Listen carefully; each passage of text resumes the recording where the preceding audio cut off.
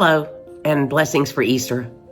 I'm Reverend Dr. C.K. Fuino, and today's topic is about siblings in ministry. My brother Robert and I have been close since the day he came home from the hospital. I'm 10 years older than he is, and he became mine to care for, to play with, to be with when there wasn't anyone else to be with. It was like having a living doll that loved me back. And that closeness continued all through our lives. We were both good at business, he in banking and me in sales with what was then South Central Bell. At one point, we were actually in school together as we worked on our MBA. I was married with children, and he was beginning his family. And then we moved to Georgia, and he moved to Fairhope, Alabama.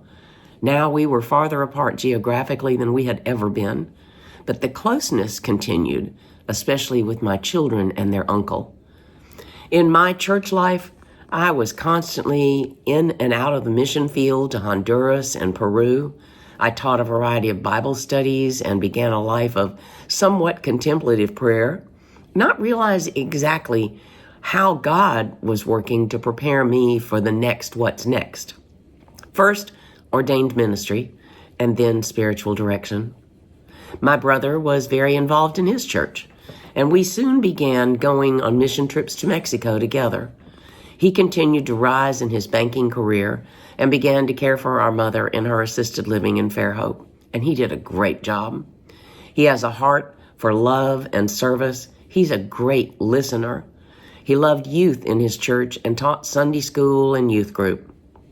There were times when we talked together about theological matters. He was thrilled with me being a pastor, even though in his own church they did not ordain women.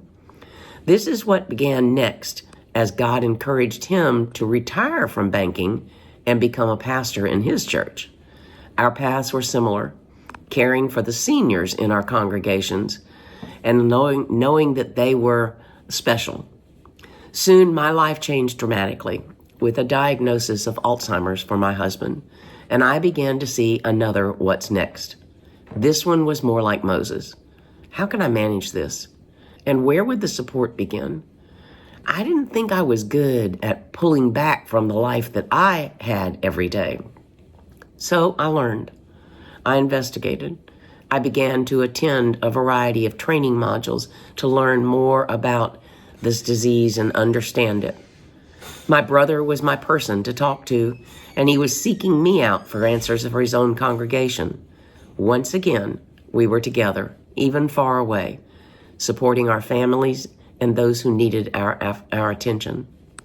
Moses was waffling on God's call, but God reminded him that Aaron had gifts that Moses could use. That's a little like our lives together. He soon had people with loved ones facing dementia, and he knew I had some resources.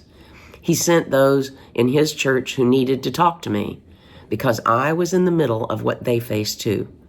He began to take on workshops to help those in his church, and we trade our gifts back and forth for those that we care about, for those that God cares about.